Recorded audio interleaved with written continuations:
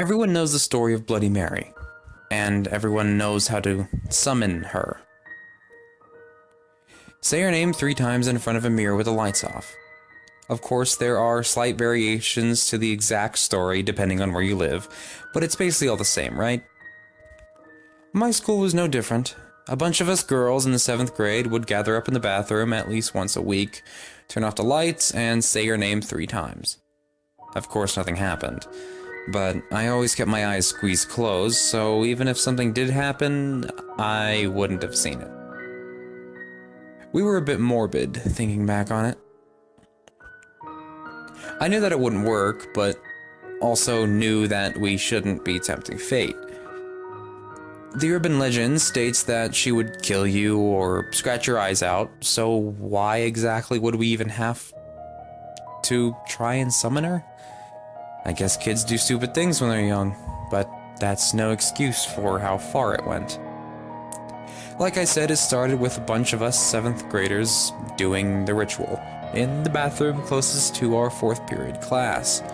The 6 of us had all met in 4th period and at the beginning of the year, and since 4th period was right before lunch, we could all slip away and do our ritual without being bothered. Bloody Mary, or Mary as we began to call her, became almost like a long-lost friend of ours. I don't think my friends knew that I kept my eyes closed though, and I wasn't about to tell them that it was possibly my fault that it wasn't working. Nothing happened over the span of a few months. No Mary appearance, although we tried a bunch of variations, at least until the day that the somewhat leader of our little group, Cassie, ran up to me in a huff outside before the school started. "Hey, Nikki, I found a real way to get Mary to appear. I already told the others, but we've got to meet at the outside bathroom by the pavilions to make it work." I tried to question, to protest, but the bell had rung and she was already walking away. "Just meet us there, okay?" she called over her shoulder. The bathroom by the pavilions was the worst. It wasn't connected to the main school building, so it had no AC, and even worse, no inside lights. The light was provided by only a single flickering bulb and small grates that allowed the sunlight to flicker in. And to top it off, the whole place smelled like a porta potty. The outside bathroom was truly awful. But I did as I was told and met the girls after the bell rang for lunch. Instead of turning the lights off immediately though, Cassie gathered us all up in front of the row of sinks, gesturing to the middle sink in the row of 5. She said, "I finally figured it out. My brother's girlfriend came over the other night, and she said she and her friends were able to see Mary here." "And she lived? Why here instead of any other mirror? What did she say that happened?" Bethany, Nia, and Erica all spoke at once, and Cassie waved a dismissive hand. She didn't go into much detail, because my parents were out and she was trying to go into my brother's room. But she said that we first have to acknowledge Mary's baby, and then it will work. "Mary's baby?" I asked, not quite understanding, but definitely not wanting to do anything with a ghost baby. "Yeah, that's what she said. It'll take a few days, but she said it will for sure work." "Okay, then how do we do it?" Nia chimed in from the back. I was already somewhat apprehensive, being in the very isolated, very creepy outside bathroom, but I felt my stomach immediately drop when Cassie said, "First, we have to summon Mary's baby." My body instantly wanted to flee, and I wish that I had trusted my instincts. Instead, I stayed silent and let Nia ask, "Wait, I thought that Mary killed her babies, didn't she?" "Well, yeah, but in death she still wants them, I guess." "Okay, so how do we do this baby thing? And why do we have to do it here? Erica asked, her nose scrunching up at the smell. Cassie sighed and said, I don't know. Tyler's girlfriend said something about the baby being born prematurely and being stuffed down this sink without anyone knowing. Bethany opened her mouth to say something, but Cassie continued, I know, okay? I know it sounds dumb, but she said it worked.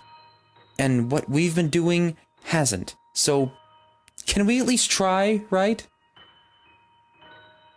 We all shrugged in agreeance, and after looking at each of us directly, Cassie began again. Okay, so, first, we have to have the water on. Cold water only. She turned on the tap, then pointed at Bethany, who was closest to the door. Then, lock the door and turn the light off. When Bethany did so, Cassie instructed to all of us to gather in front of the dirty mirror above the running middle sink. Okay, now, hold your arms like you're holding a baby. Look straight into the mirror and rock your arms back and forth while I say the words. We should feel a weight in our arms, and then we have to release it over the sink just like Mary did. Ready? She looked at our glared reflections in the mirror, gave a nod in response to our own nods, and began to recite, Baby blue, your mommy's gone away. Baby blue, please come here to stay. Baby blue will care for you. We're sorry your mommy could not. Baby blue, please come to us. We promise that you won't rot. Baby blue, your mommy's gone, but we will heal your pain. Baby blue, please come to us. Your mommy is insane. The rhyme itself was disturbing, but even worse was the squeal that rang out from the faucet almost as soon as Cassie had finished reciting. Surely it was the sound of a whining pipe, but it sounded sort of like a baby crying. Now! Cassie yelled, and we all released our arms and bolted toward the door.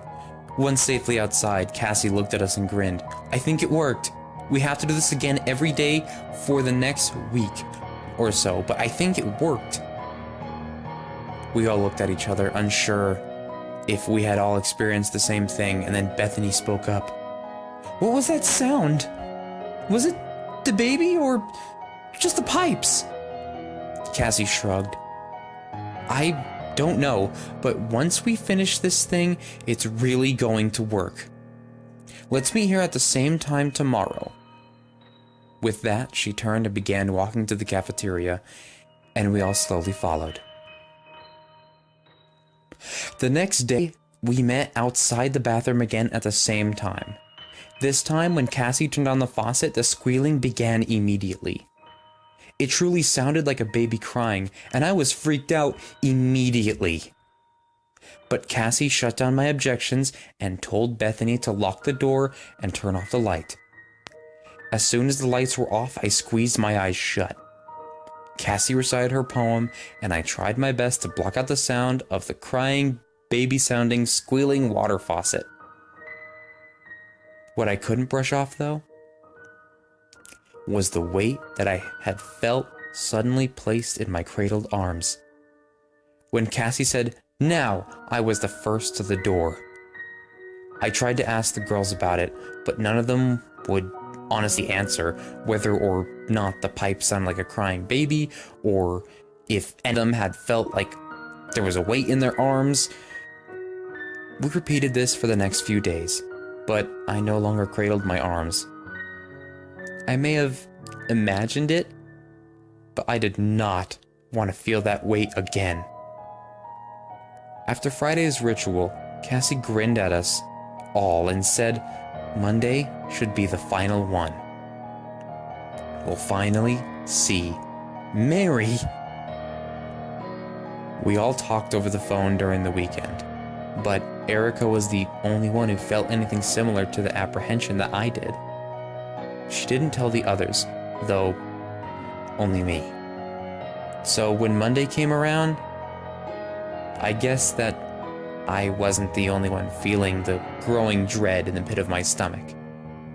The clock ticked by, and the anxiety grew worse, until it was finally time. I felt like I was going to vomit. We all met up at the bathroom and followed Cassie in.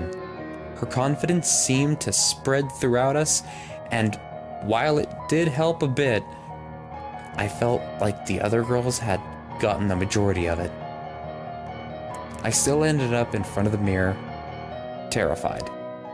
Cassie turned on the sink, and I didn't even wait for Bethany to turn the lights off before I closed my eyes. The sound of the crying baby began almost at the same time that Cassie began to recite the poem. Baby blue, your mommy's gone away. Baby blue, please come here to stay. Baby blue, we'll care for you. We're sorry your mommy could not. Baby blue, please come to us. We promise that you won't rot. Baby blue, your mommy's gone, but we will heal your pain. Baby blue, please come to us. Your mommy is insane. It felt like the air had been sucked out of the room in an instant, and I fought to breathe through the hot thickness. I heard someone whimper softly. Erica, maybe, but I refused to open my eyes, so I couldn't be sure. I stood completely motionless. Cassie and Nia on my left, Bethany and Erica on my right. The events that followed are something that I only allow myself to think of in my darkest moments, but will always be imprinted in my mind. Drop the baby! Cassie yelled at the same time that someone on my right began to scream. Shortly afterwards, someone else, I think Nia, began to scream as well. Drop the baby, now! Cassie yelled out again, and through the screams I heard a new sound. It sounds like ripping up an old t-shirt, but as if the fabric was wet. No! Someone yelled, and then there was a new sound. A bubbling, gurgling, wet noise. I wrapped my arms around myself and took a step back away from the other girls. The ripping sound was coming faster, and the cry of the baby was becoming more shrill. Mary, I heard Cassie mutter, followed by another scream. My eyes! Someone on my right yelled out, and I couldn't take any more. I raced towards the bathroom door, blindly running my hands against it to find the deadbolt. There was a horrible wet snarling sound behind me, and I had just touched my fingers against the cold metal of the lock when I felt something grab me by the shoulder, sending a searing pain down my arm before I felt my body being thrown backwards. I must have hit my head because I passed out soon afterwards. I woke up in the hospital with my parents by my side. We were soon joined by police officers who wanted to talk to me about what had happened. My father tried to protest. She's been unconscious for 5 days. She's obviously been traumatized. Can't this wait? Sir, I understand that this is troubling, but how would you feel if you were the father of one of the other girls? Please, sir. She may be able to provide crucial answers to all of this. My father stepped aside with a sigh and let one of the other officers approach my hospital bed. Hi, Nikki, he said with a soft smile. I need to ask you about what went down in the bathroom, about what happened with you and your friends. Do you think you can do that for me? I nodded slightly before asking, did something happen to my friends? Are they okay? The officer's eyes briefly darted away from me and I continued. You aren't going to believe me when I tell you, and I didn't see anything anyways because I had my eyes kept shut the entire time. I really truly didn't see anything. I promise. I only heard things. The warm smile continued and he said, It's okay, Nikki. Just tell me everything you heard then. I told him the entire story about Mary and our ritual, and as I went on, my parents' faces became more horrified. I was embarrassed. I was ashamed. But mostly, I was scared for what may have happened to Cassie and the others. When I had finished describing everything, the officer asked me about my friends. He apologized and said that he wasn't allowed to discuss it with me. The cops left the room, so I asked my parents the same question, and it caused my mom to break out in tears. I ended up not finding anything out until about a few weeks later, when I was checked into an inpatient mental health facility for a mandatory stay of at least 90 days. I had no idea what was going on, but I saw a therapist daily to discuss what went on in the bathroom. After the first few days of me repeating the details over and over during our session, the therapist finally began to discuss what happened to me. Some of my friends had been hurt that day. One of them had died. My therapist really wanted me to name which friend had done this to the rest of us, citing my horribly bruised shoulder as proof that someone physically in the bathroom had done this. She wouldn't accept my explanation of Mary. I'm pretty sure, though, it was Cassie. Little by little, my therapist slipped the details. I'm sorry, Nikki, but I just can't accept that something supernatural attacked you and your friends. How, then, could Bethany be blinded, but not the others? How could Erica's cheek be mutilated at nearly the same time? How do you believe that a supernatural being attacked all of you at the same time, but with different attacks, all within just a few minutes? How could that be possible? I had no answer. During another session, then, how could Nia be murdered directly beside all of you if the same entity was attacking both Erica and Bethany? Are you sure that you didn't see anything at all? And another, Nikki, Nia, was standing on the farthest side, right next to Cassie. Her body was cut open like ribbons. You had your eyes closed the entire time, as you've said many times. You only recall Cassie saying things related to Bloody Mary and the ritual, as you call it. Would it be possible that Cassie could have moved without you knowing? Say to your right side where Bethany was? Is it possible that Cassie had something sharp, like a pair of scissors, something to cut both Nia and Bethany? The therapist refused to acknowledge anything I said. She insisted that I must have been confused, hearing Cassie's voice on the left and Bethany's voice on the right at the same time. She said I must have been mistaken when I heard the growling, the snarling, the terrified voices of my friends as I fumbled to find the lock on the bathroom door. That I must have seen something and couldn't possibly have kept my eyes shut the entire time. The therapist was an idiot. I continued to tell the truth, and after 90 days, I was allowed to go home.